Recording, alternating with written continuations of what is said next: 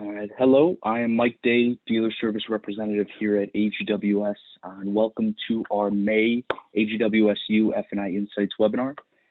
Today, Bob Harkins, our Vice President of Training, will be covering F&I technique and the steps to a sale, conversational selling and being Audible ready, digital retailing and the F&I process, and then also value-added objection handling.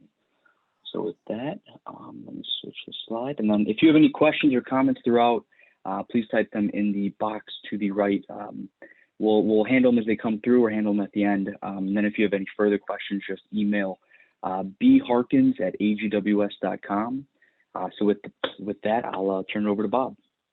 Thank you very much, Mike Day. Hello again, everyone, and welcome back to F&I Insights. And thank you for joining us. This is the 21st webinar in the F&I Insights program. We're very pleased that you've been able to be with us for many of those now 21 webinars. Mike and I were talking just before we began. I'm very excited about this one, in that the 4 bullet points that you see there: F&I technique and steps to the sale, conversational selling, being Audible ready, great football term, digital retailing and the F&I process, and value-added objection handling were all requests for people or from people that are probably, at least hopefully, on our call, our webinar today. If not, they certainly know that they have the ability to get the recording and really kind of go from there. Mike, let's show the next page with our webinar series. Here you have the dates and titles of all 21 webinars that we have produced, including today's.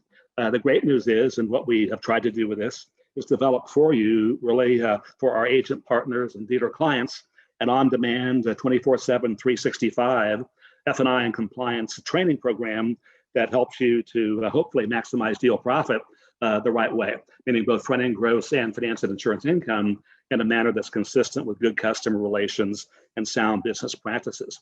The topics that we're talking about today, especially digital retailing and the F&I process, as well as the others, what we're not going to cover in this webinar today is something that we did previously, and that is the electronic signatures and privacy exception and adverse action notices, and how to provide paperwork and contracts and signatures for the cooling off rule, which means vehicle sales made at home or at certain other locations. So for your information, that information is found in our May 13th, 2020 webinar, F&I Insights.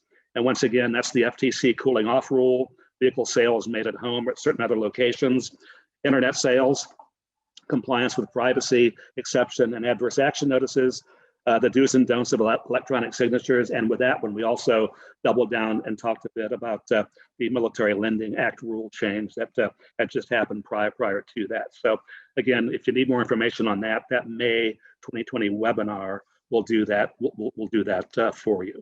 Next slide, Mike. All right, we're going to get into F&I technique, steps to a sale. This F&I technique, steps to a sale, is really a process. You can think about it. It's a continuing development or method of doing something, which means there's really no ending, and it can very possibly change frequently or maybe not for a long period of time. I will show you that this F&I technique, steps to the sale, that you're looking at, this particular one has 9 steps. I did not develop it. This is actually the 9 steps to a sale of a large dealer group here in Texas that I've had the opportunity to work with for some time over the years. This is their analog 9 steps to the sale that they work with, and it works very well for them. But as we think about digitizing this and going from analog to digital, there's a lot of things that we can do to accomplish that. Let's do a quick run through though on these 9 steps to the sale. First of all, analog, non-digital. Transition from sales to F&I. It takes place immediately after the deal is logged into F&I. Quality endorsement from the sales consultant to the financial services manager. They load the deal information into their computer system. Number 2, check the figures for accuracy and just confirm the buyer's order and worksheets that are involved. Get something signed, a title application. What we find to work very, very well with number 3 and a number of stores, and recommend it when we have our classes, is when you have the customer sign the agreement to provide insurance. And as they sign the agreement to provide insurance, To help maybe set up the presentation for gap later on, you might just, from a conversation standpoint, say, well, Mr. Customer, or Miss Customer, if you don't mind me asking, if your car was stolen and not recovered, and they're at State Farm, if for some reason they didn't pay off the entire balance with the bank or finance company, how would you handle that situation? And they may not know what you're talking about, which means they certainly don't have gap. They might say, well, hey, I'm glad you brought that up because I have that kind of coverage with my insurance broker. Or they might just not know, which tells you how to proceed later on with your gap presentation. So, more and more we're seeing customers, just to stay with gap for a minute, that have gap with their insurance agent. And down the road, maybe not this early in the presentation itself for the customer, but we want to give the customer reasons to buy gap from the dealership. And I call it the 4 no's and 2 yeses. So real quickly, what are the 4 no's? With your plan, with gap, there's no deductible. With your plan, there's no impact on insurance rates because dealership gap policies do not affect auto insurance premiums. Number 3, there's no risk of cancellation because, and that would not be true with claims against dealership policies. Number 4, you want to check this with your agent to verify it. And that is they may not cover any negative equity. And then the 2 yeses is that with your gap, they have the freedom to switch carriers if they want to and not lose their gap coverage because the gap is with you. And last but not least, if they have gap with their automobile insurance, and then there's a claim, that company may just say, "Hey, we're going to fix it," and not replace it.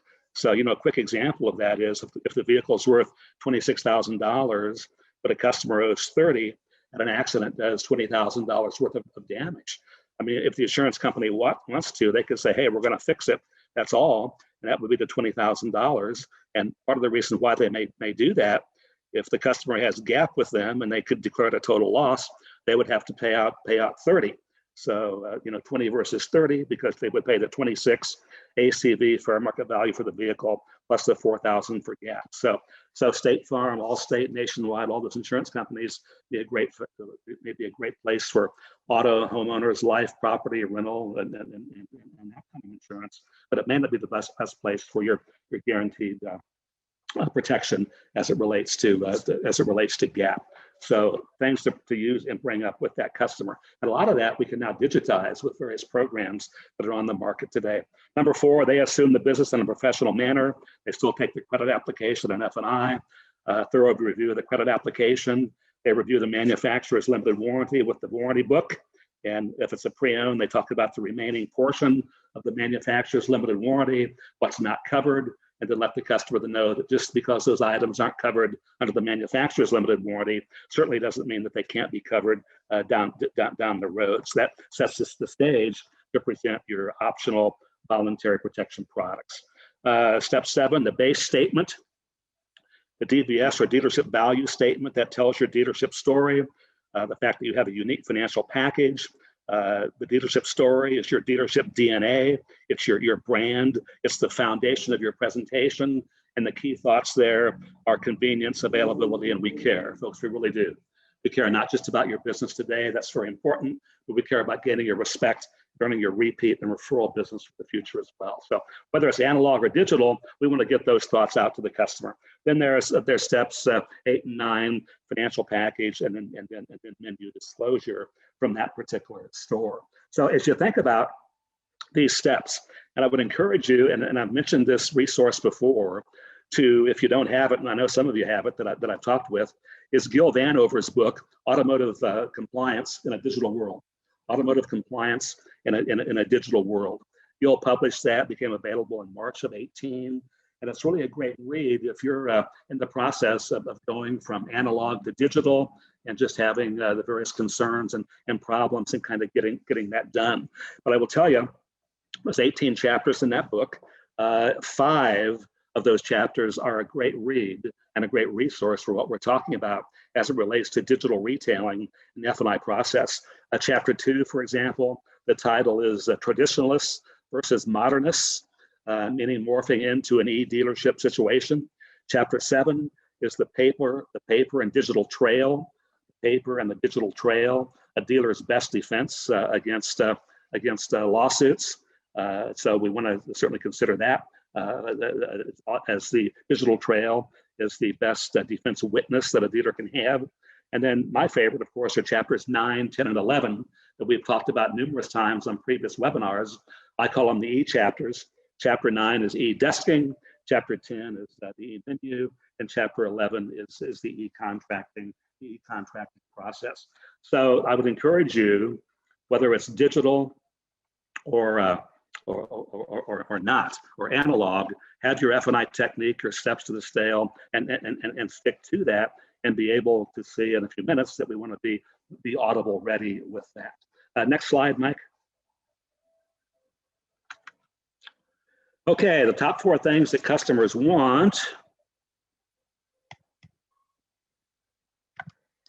Number 1, to be clear and sharp on the top 4 things customers want. This is based upon focus group data from NADA focus groups. And number 1 is a quick and efficient sales and F&I process that is professional and transparent.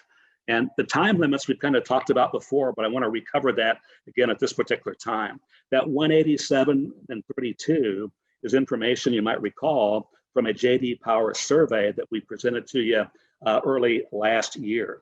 187 minutes total time to sell the vehicle and get through the F&I process. So I'm not real good at math, but 187, we're just north of 3 hours with that kind of process. And then the bad part of this is 32 minutes. 32 minutes of that 187 is downtime waiting for a finance and insurance representative. So the question now becomes, what are we doing during that 32 minutes, whether it's analog or digital, whatever?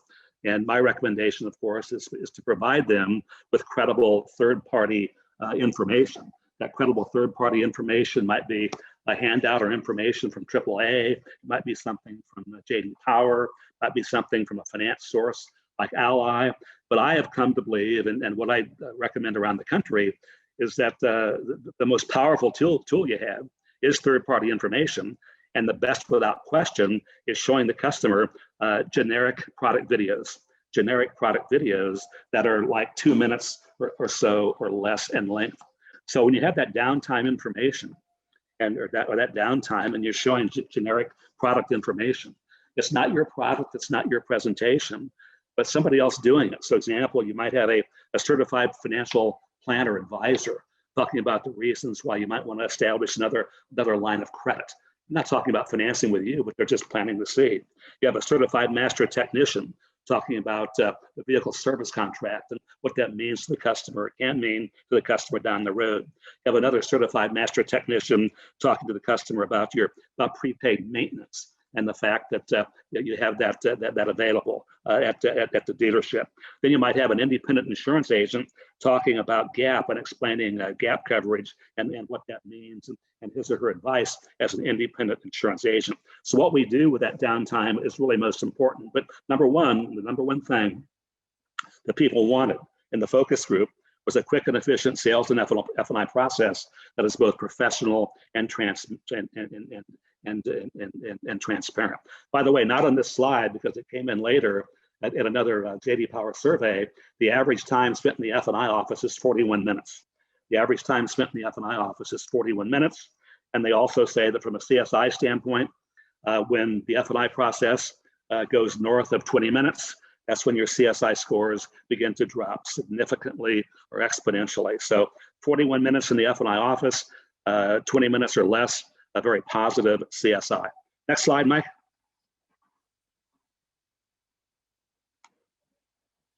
Number 2, again, to be clear and sharp, number 2, talk with someone, preferably one person, who can help you help them and the customer get them the vehicle that they want at a price and payment they can afford. So talk with one person who can help them find the vehicle that they want at a price and payment that they can afford. A lot of stores have gone to this and eliminated the F&I position or made it a hybrid type approach, whatever. But some stores, even several public companies, one in particular talks about it pretty regularly, and that is that they've developed and hired product specialists That's the title. And they present the vehicle, the demo ride, and go through the features and benefits and the manufacturer's limited warranty and things of that nature. And they're referred to as the product specialist. Then there is a turn, and that turn is to the VOM, the VOM, and the VOM stands for Variable Operations Manager. So they now talk to a Variable Operations Manager who will handle the numbers, the figures, the questioning, the objection handling as it relates to the vehicle sale, and also present the F&I process as well, and get into the features and benefits and the optional voluntary protection products. So that's how a number of stores are doing this, to try to get down to one person, two at the most with a different kind of turn, and yet doing something different that most customers have not been familiar with in the past. A product specialist and then a variable operations manager. Mike, next slide. Number 3, a beneficial F&I experience that expedites the delivery process, not prolongs it. A beneficial F&I experience that expedites the process, not prolongs it. So you get into that 32 minutes and just what goes on during that time, and the customer sees you in the office if it's and there's nobody in there, but you're doing the paperwork, and probably you're developing the magic menu that you want the customer to see when you get in there. Well, our thought with that is you bring the customer in as quickly as possible, and you develop that menu process with the customer. Next slide, Mike, number 4. To be clear and sharp in the top 4 things, number 4 is finally an F&I professional that adds value to the the buying experience, that adds value to the purchase experience, not aggravation. Every time I talk about this in our meetings around the country and working with our agent partners and dealer clients, we talk about things that Zig Ziglar and others have shared, and talk about the most important things to remember in sales or selling. And one of Zig's best, I think, is very quickly, what do our customers see in us? What do our customers see in us? So he takes the word see, which is obviously spelled S-E-E, and that stands for 3 things. S stands for sincerity. The first E stands for enthusiasm, meaning I'm sold myself on the optional voluntary protection products or plan that we're presenting, and also empathy, the ability to put myself in someone else's emotional position. So what do our customers see in us? A professional who adds value to the purchase experience and not aggravation. Then I think also that goes with number 4 is the 3 questions that we talk about that are on the mind of almost every customer as they come into F&I. And remember, they're questions that they probably don't ask us outwardly, but questions that they're thinking about inwardly. And what are they? Number 1 is, can I trust you? Can I trust you? Number 2 is, are you credible? Number 3 is, of course, do you care? Do you really care about me, my needs, my situation, or are you just trying to sell me something? So then I think there's also number 4. Number 1, can I trust you? Are you credible? Do you care? And then number 4, is this lady, is this guy, whatever, are they really trying to help me, or are they just trying to sell me something?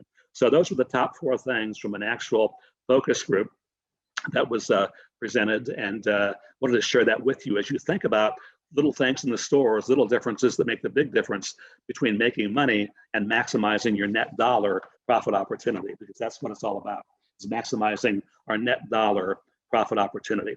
Mike, next slide. All right, here we go. Conversational selling and being Audible ready. Well, our choices are really monologue, dialogue, and then hopefully we're moving to an approach, as many stores now are, and seeing the value in a conversational selling or sales approach. Monologue goes back to my start in F&I back in the 70s, and also beginning F&I training in the 70s, 1976 to be exact. And the monologue we really taught through the 70s and a good part of the early 80s.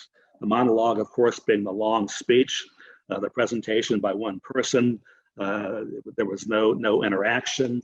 I remember having to go back to the hotel and rehearse. We're going on videotape and trying to memorize a 25-page script, and was counted against you if you left out a certain paragraph or a bullet point or this, that, and the other thing, and it had to be in just that proper order. And then, quite frankly, when I got into F&I training in '76, and then up until about the mid-1980s, is we realized that, hey, there's a better way to go, and that better way to go is dialogue. So dialogue really came in mid 80s, certainly goes on today, much better than monologue, but dialogue between two and more people. But still, you wanted the interaction, but some bad things began to happen. And really what we did is we took our monologue presentation and converted it to dialogue. So there was questions upon questions upon questions for every product and service that we were presenting. And in too many cases, for too many customers, that dialogue became an interrogation. And then after an interrogation, it became a combative conversation. So if that happens, you got a couple of strikes working against you. But the dialogue, when it really worked successfully, we broke down every product into 4 steps. Step number 1 was qualify, does it apply? So that was a question. Step number 2 was developing need awareness, why the product, why the service, why the sales idea was important. Step number 3 was need awareness or need satisfaction. That was how my product, my service, my whatever would satisfy that need and solve the problem. And then step 4 was a trial close, which measures value. Can you see how our vehicle service contract really gives you the hedge against inflation on the cost of parts and labor? But 3 of those 4 steps involve questions, but we just got involved with so many questions and illustrations that it became an interrogation or combative conversation. And then really not so long ago, we realized that conversational selling, if we have the ability to pull it off, is really a much better way to go. Conversational selling is an informal exchange of ideas. It's responding to customers' requests for information. So if you come across with that customer and just talking about an informal exchange of ideas and responding to customers' requests for information, that's going to shorten that process, get them involved, and make them really feel a part of the interaction. And we found a way to do that, and we'll talk about that more in detail in just a few minutes, is to really work on developing impact benefit statements for all of our products that we're marketing, and also impact benefit questions for those products as well. But the bottom line is conversational selling, informal exchange of ideas, respond to customers' requests for information, and the time issue seems to just kind of take care of itself in a much more positive way. Next slide, Michael. So the bottom line with that, monologue, dialogue, and conversational selling, what I personally believe is that the most effective way to do selling is to see it, well, not as a selling process, but as a buying process that the salesperson, the professional salesperson, brings about with the customer. How does the process begin? With the discovery of needs which can be met by the products and services being presented. So again, down there at the bottom for review, I mean, you have a choice. You got 3 options. I can go monologue, I can go dialogue, but hopefully you will see and choose after you've tried it X number of times and see the response from a consumer standpoint and the CSI scores, how conversational selling really is a value-added way to go and approach in presenting your unique financial package. Mike, next slide, if you would. Okay, we've talked about products and services, IBS and IBQ, impact benefit statements. So in impact benefit statements, a lot of customers, when it comes to the product, they don't know what it does for them, and they don't know what that may mean to them down the road. So what we want to do is change those question marks to an exclamation point. What this does for you and what that means to you. Then ultimately for each product, developing impact benefit questions that ties to the customer to that product, and hopefully from an emotional standpoint. So examples of that, folks, what is the one technology feature that excites you the most on your new vehicle today? Or what are the 1 or 2 technology features that excite you the most? How would you describe a typical month with your vehicle? How would you describe a typical weekend for you and your family? What one word would best describe how you felt when? And then verbalize a story or situation that relates to one of the products that you have on your menu. Can you see the difference, or how much more downstream and how much more the chances are to develop a conversation with questions like these as opposed to what we've taught for years, if not decades. Meaning, how many miles a year do you drive? How long do you plan to keep your new car? Is there a chance that your driving habits these might change due to the driving habits within your family? Where do you currently have your vehicle serviced or maintained, and then maybe how much time and mileage is remaining on the vehicle service agreement that you have in the vehicle that you're selling back to us.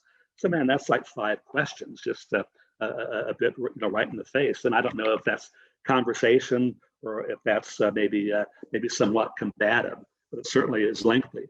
Then we get into, in the past, did your salesperson happen to discuss with you the manufacturer's limited warranty on your new vehicle? What is your understanding of that manufacturer's limited warranty? Remember, we talked for years and decades, the timeline illustration and all the circles and gyrations, whatever, and ultimately this area of exposure or miles at risk where you're going to be 100% risk responsible, who then will have to pay the cost of any major minor repairs after that manufacturer's limited warranty is expired. And then doesn't it make sense then, if you can, to eliminate the impact of inflation and the cost of most major and minor repairs on your new vehicle for the next 7 years or 100,000 miles? I mean, we taught that. I taught that for years, and stores are still doing that today. And you can do that, and some people are still pulling that off very, very effectively. That also may be the reason why so many people are now preferring digital or online purchases. They don't want to go through that combative conversation. They don't want to go through that interrogation. And we found a way to eliminate that, or certainly improve upon that, is to commit yourself to developing IBS, and IBQs. What is the one technology feature that excites you the most in your vehicle? How would you describe a typical month with your vehicle? How would you describe a typical weekend for you and your family? And what one word would best describe how you felt when? You came out of the supermarket or Walmart, whatever, and as you got closer to the car, there you saw it. The shopping cart was up against the driver's side door, and as you got closer and closer, you could see it, and there was the dent, the ding, the scrape, the scratch, whatever. So now you have an emotional conversation with the customer, and not just talking about dent and ding protection. Or what one word would best describe how you felt when you were driving down the road. This just happened to a friend of ours the past weekend or so, driving on I-30 in Texas, and hit a pothole and was able to limp off and get service and have that repaired, quite frankly, for her by AAA. But the same kind of question: what one word would that best describe how you felt when? So you create a story with respect to that ties the customer from an emotional standpoint to that particular product. And then the homework for you that we do in class and that kind of thing, and even with our Zoom webinars, is impact benefit statements. Is to take all of your products and services that are on your menu and develop impact benefit statements for those products. And the impact benefit statements relate to what this does for you, and then what that means to you. What this does for you and what that means to you. So the service agreement, for example, what this does for you is it gives you a hedge against inflation on the cost of what? Computers, components, parts, and labor, as it provides you with extended coverage for major and minor repairs and replacements at a very reasonable cost. Well, that's what it does. Now you come back and say, Mr. Customer, you'll be happy to know what that means to you is you won't have to budget your cash for costly repair bills later. And then I go on to the next item that's on my menu. You see how much different that is than asking those 5 to 10 questions of qualify need awareness for the customer? What about guaranteed asset protection? Mr. Customer, GAP, what this does for you is that it protects your budget, your credit, your savings, and your total investment against financial loss. What I mean by that is if your vehicle gets stolen and not recovered and totaled in an accident, you may not have to pay the difference. You may not have to pay the difference between what your insurance check is and what you owe the bank. If that did happen for you and your family, which position really would you rather be in? And then you're giving them insurance statistics from Allstate, State Farm, Nationwide, however you want to do that, that relates to those products. Tire and wheel, for example, Mr. Customer, tire and wheel road hazard. What this does for you is that it gives you repair or replacement coverage for tires and rims, including mounting, balancing, and taxes. That's what it does. What that means to you folks is you'll be happy to know that the next time your tire or rim comes in contact with bad things like nails, glass, metal, potholes, rocks, trees, debris in the roadway that causes blowouts, you will have with our product that we're talking about. It provides you with the protection, response, and services necessary in time of need. So it provides you not only with financial or monetary relief, but also, folks will be happy to know, with emotional relief as well. So what can be better than that? So I would encourage you to challenge yourself with all of your products to develop an impact benefit statement or statements, and then impact benefit questions for those customers as well, and see how your dialogue approach gets better. Give it a true test, a true challenge with that approach. See how your dialogue approach may now become more closely related to conversational selling. Little differences make the big difference. Next slide, Mike. Okay, digital retailing and the F&I process. There's so much been written about this. We talk about this in the field a lot. You read automotive news, etc. And one of the reasons why I would certainly recommend Joel Van Over the Third's book, Automotive, that we talked about, Joel's book in March of 18, Automotive Compliance in a Digital World, and have that as part of your arsenal to prepare your presentations. But the challenge, quite frankly, is to really to design a path for your store. That, as it says at the first bullet point, the challenge is to design a path that really is the right fit or key to the online F&I experience for your customer. And I would share with you that the three things that you're really striving for, quite frankly, whether it's online or paper, digital or paper, is we're striving for simplicity, make it simple, persuasive, but not overbearing or rude, but obviously transparent, meaning everything that we do is clearly seen and easily understood. So I really think down the road, and I can see it happening in a lot of our stores, that we haven't gone or stayed strictly with paper, or we haven't converted 100% of time to digital. But a lot of the stores that I see, and I think it makes a lot of sense, depending upon the customer, is a hybrid approach where you have the ability to do more or less as it relates to digital, meaning online, whatever, or stay with the traditional paper approach, depending upon the customer request. But the bottom line is, ultimately, we've got to consider, where are we presenting F&I? Is it up front? Is it later on? Is it a combination? And who's kind of doing it? So I would share with you that there's really maybe three methods of the F&I product presentation that you might want to consider. Three methods of the F&I product presentation for your consideration. Number one, of course, would be the traditional approach that we've taught for years that separates F&I from the vehicle sales. So that would be the traditional approach. You can still do, whether it be paper or digital. But if one of the reasons why the customer is requesting or wants to go digital is because they despise the steps to the sale, and in particular, the F&I process of the past, to keep that the same is not going to help with your CSI scores. Another method, second method of the third, is to have your team members as a single person. Each member also sells the F&I products and services as well. So they have to be well versed not only from the vehicle sales presentation and working that with the customer and the numbers and the close, but also now at the same time, they present the F&I products and services, the menu presentation, the closing involved with signing of the retail installment sale contract, and also product contracts as well. So, that takes a pretty savvy individual to really be able to pull that off, both from an F&I standpoint and also a sales standpoint, and also from a compliance standpoint as well. Approach number three is what a lot of stores are doing. Might be my recommendation in a lot of stores is to go with that hybrid approach. The hybrid approach, where the salesperson obviously handles the vehicle sales and presentation and gets the commitment from the customer, but then they do a bit of the F&I presentation. They present the F&I presentation, not the actual menu itself, although in some cases they're doing that, but not the menu, but they're giving the customer an opportunity to view some of those generic third-party videos.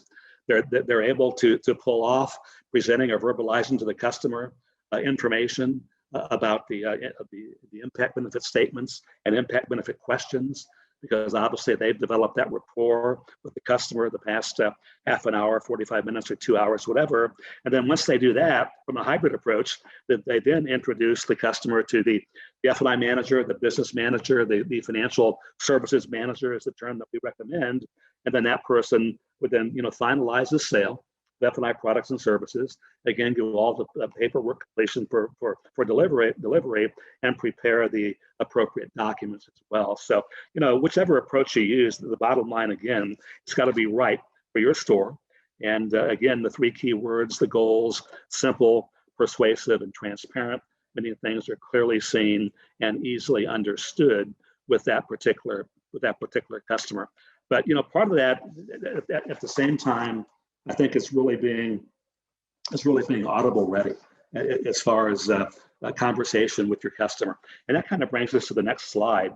Let's spend a little bit of time, Mike, on the next one, which is our unique financial package and value-added objection handling. We'll have a lot of fun with this in class as we role plays these sales ideas, and from a value add standpoint, I mean, you're never going to have time to do all 9 with any one customer, which you might have time for 2 or 3. But the point is, we need to be well versed and be able to really pull these things off in a very positive manner. Number 1 is 99.9% trouble-free days of ownership. Number 2, 99% trouble-free percent of covered components. Third one, comprehensive / collision insurance versus a vehicle service contract. Number 4, extended service agreement from a major retailer versus the dealership vehicle service agreement. Number 5, one of my favorites, the investment gamble. Number 6, or 7, the question mark close. Then the last 2, the VSC why wait gamble. Then also perhaps with some customers, gas savings and your new car payment. So if we spend a couple of minutes with these, think about 99.9% trouble-free days of ownership. And you're still developing that rapport with the customers and talking about their typical driving habits. How would you describe a typical month with your vehicle? How would you describe a typical month with you and your family, with your vehicle as well? You know what they're trading in, what their driving habits were. We've done the mileage statements and that kind of thing. So the point is, we should know, just from a standpoint of casual conversation and part of our business, that if the customer is keeping the car for 5 years or financing for 5 years, 60 months, their days of ownership are 1,825 days of ownership. We should be able to communicate that just in conversation, not like we're looking anything up. If they're financing for 6 years, 72 months, keeping the car for that length of time, they're going to have 2,190 days of ownership. If they're doing 7 years, 84 months, they're going to be keeping that vehicle for 2,555 days of ownership.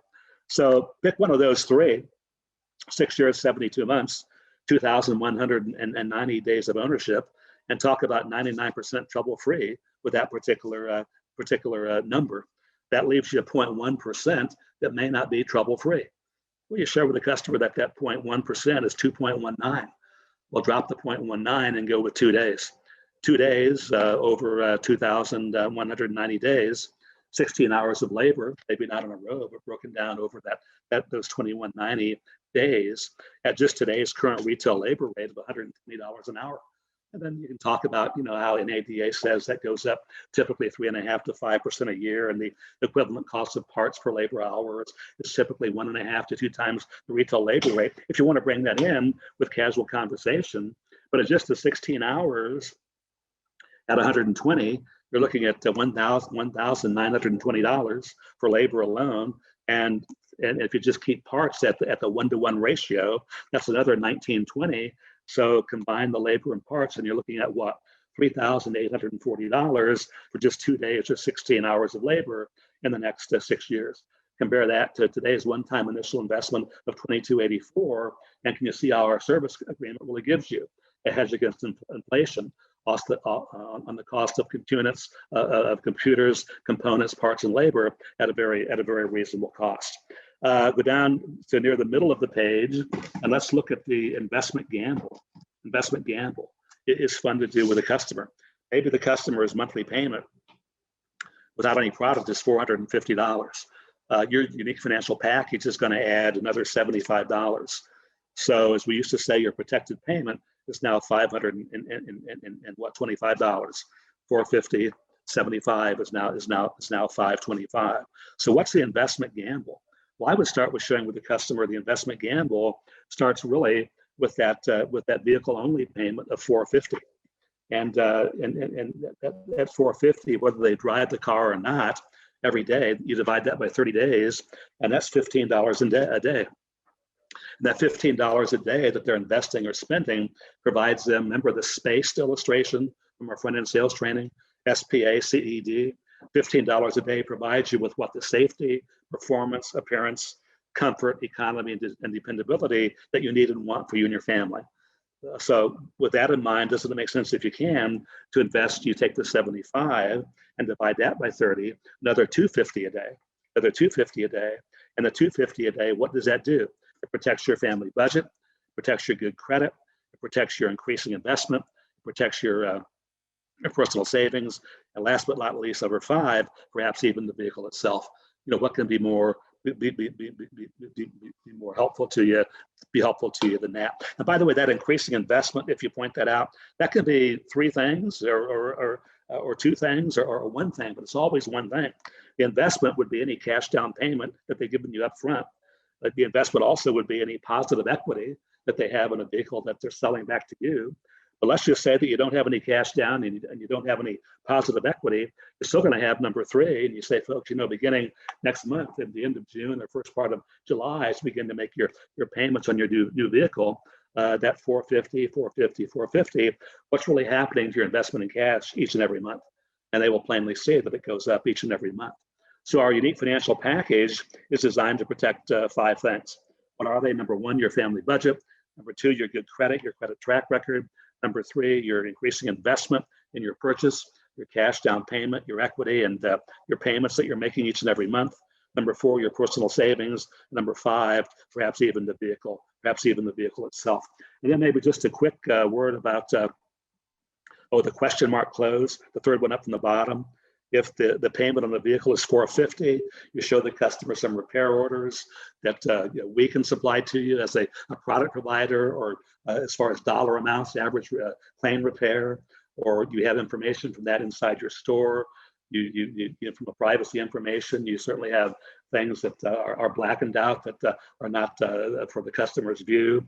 But you show the customer, for example, that maybe our average vehicle service contract claim the past 6 months or 8 months or 10 months or quarter, a year, whatever, this is a $2 amount from one of our stores sometime back, was $802.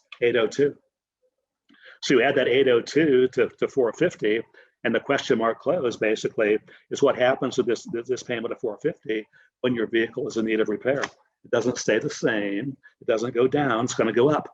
And our average VSC claim, another $802. So now that particular month, your payment is no longer $450, but $450 plus $802, which is $1,252.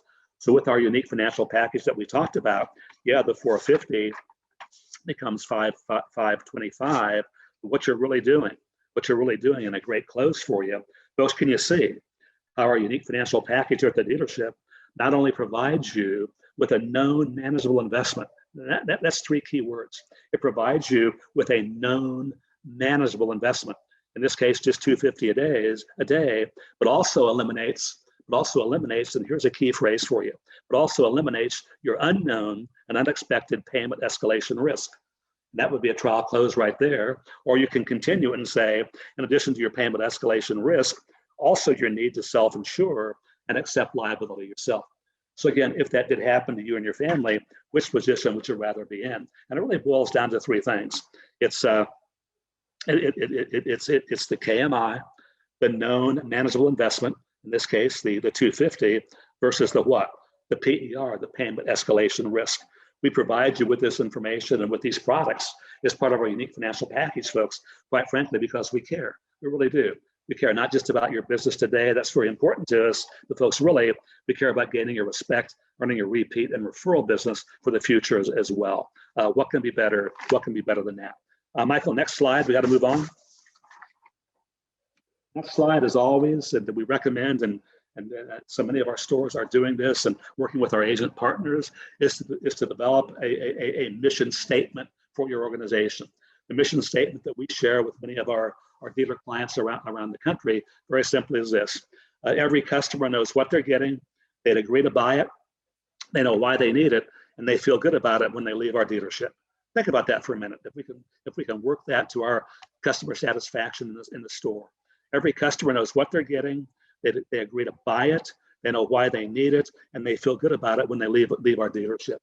You think when that happens, you have positive CSI, and the customer's not worried about what do our customers see in us, and can I trust you? Are you credible? And do you care?